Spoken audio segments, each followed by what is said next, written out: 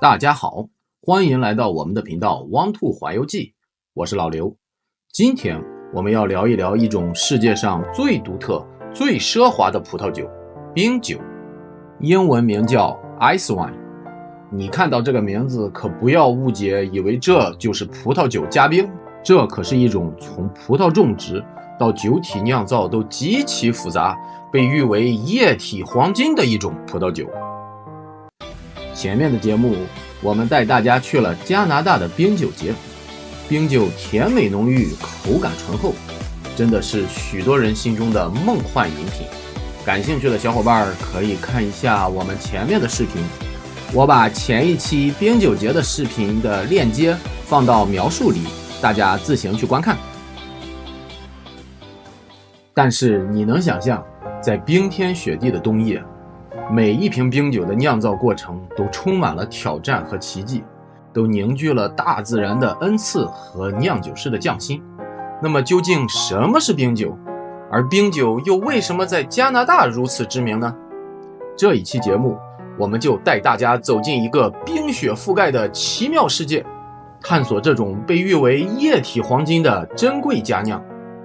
我们将从它的历史起源和它与加拿大的渊源，到独特的葡萄种植方式、采摘方式与果汁的压榨方式，再到最精妙的酿造工艺，最后再到它的风味与品鉴，逐步揭开冰酒神秘的面纱，探寻这背后的传奇故事。好，现在开始上课。第一部分，冰酒的历史，从意外发现到世界级佳酿。冰酒的故事始于欧洲的寒冷的冬天，却在加拿大的冰雪之地绽放出最耀眼的光芒。今天我们要穿越时间，从18世纪的德国乡村走到现代的尼亚加拉半岛，看看冰酒是怎么一步一步变成全球瞩目的甜酒传奇的。这不仅是一款酒的历史，更是一个关于自然、冒险和创新的故事。准备好你的时间机器，我们这就开始。大多数的历史记载是在1794年德国弗兰肯地区的一个小村庄，当地的雷司令葡萄酿出的葡萄酒美味远近闻名。就在这年冬天，一场突然提早到来的暴风雪，让当地正准备忙碌采摘葡萄的酿酒师们不得不停下采摘，回到家中避寒。哎呀，老刘，这天太冷了，赶紧回家吧。暴风雪后随之而来的就是严酷的霜冻。风雪后，当酿酒师们站在冰雪覆盖的葡萄园里时，心疼地看着那些被冻坏而成熟的葡萄，感到非常沮丧。大部分的葡萄都已经被冻住了，它们看起来皱皱巴巴的，但并没有完全被冻结。哦，这太糟了，葡萄都被冻坏了，这可是我们1年的心血啊！他们不甘心就此放弃，想看看有没有挽救的办法。但是这些葡萄还能用吗？一位酿酒师好奇地摘下一颗放到嘴里，但他惊喜地发现里面并没有完全冻成冰，而葡萄最内部残留的一点果汁非常的甜，而且还有一种浓郁的蜂蜜味道。于是酿酒师们灵机一动，反正这些葡萄已经被冻了，扔掉实在太可惜了。既然这些冰冻的葡萄里还有一点果汁，而且如此之甜，干脆就试试用来酿酒吧。还有什么能比丢掉更差的呢？说干就干，他们把这些冰冻的葡萄采摘下来，小心翼翼地榨出果汁，然后开始酿酒。由于这些葡萄的含糖量非常高，发酵过程异常缓慢，在几个月后，新酒终于酿成了。他们迫不及待地倒了一杯，仔细观察着酒的颜色，像琥珀一样漂亮。他们轻轻地闻了一下，好香啊，有蜂蜜的味道，还有一些我叫不上名字的果香。他们小小地抿了一口，哇，这味道太棒了，我从来没有喝过这么好喝的葡萄酒。他们高兴地跳了起来，给自己的新酒取了一个名字 Ice Wine， 这就是德语的冰酒。于是他们带着他们的佳酿介绍给了他们的朋友和邻居，冰酒很快就受到了大家的喜爱，并在德国各地流行起来。并且传到了奥地利这样寒冷的葡萄酒酿造区。这个故事虽然充满了浪漫色彩，但也反映了冰酒酿造的本质，那就是严寒和意外。正是由于德国弗兰肯地区寒冷的冬季，以及酿酒师们对酿酒的热情和创新，才使得冰酒这一美味的葡萄酒得以诞生。就像中国的红茶、英国的青霉素、美国的薯片，甚至是万有引力定律的发现、蒸汽机的发明与电的发明一样，很多意外的发现都为我们的生活带来了巨大的改变和进步。这告诉我们，有时候意想不到的惊喜就隐藏在不经意之间。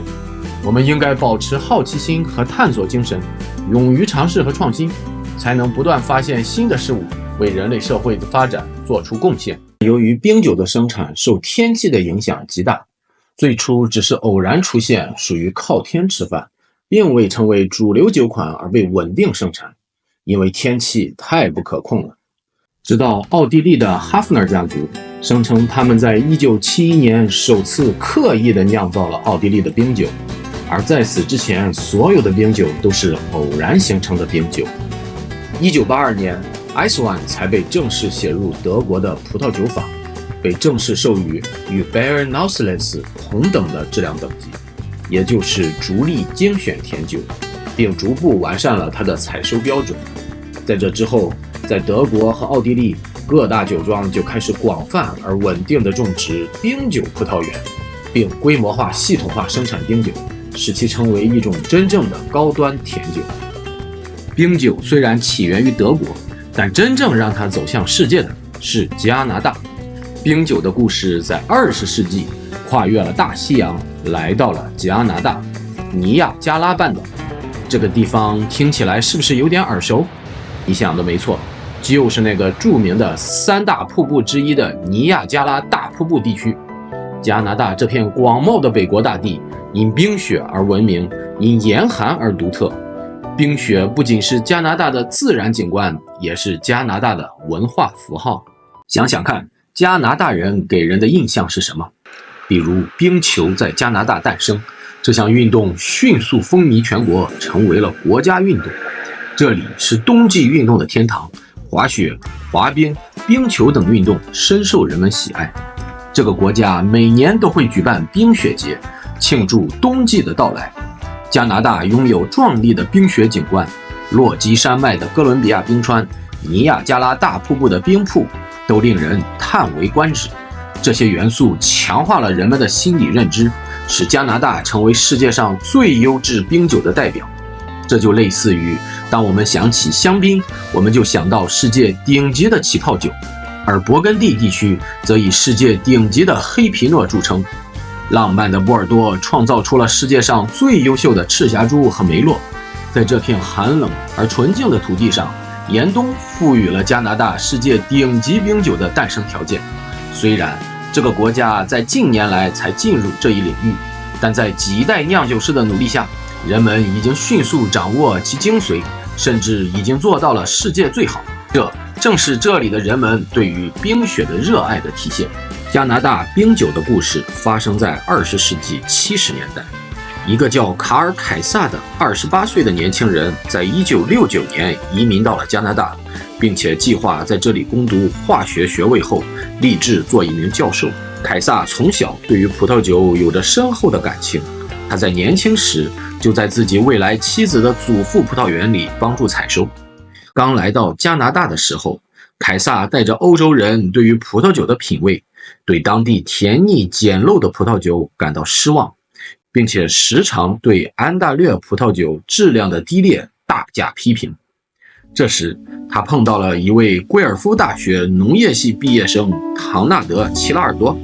唐纳德坚信安大略可以酿造出更好的葡萄酒，并且说服了凯撒共同投身这一事业。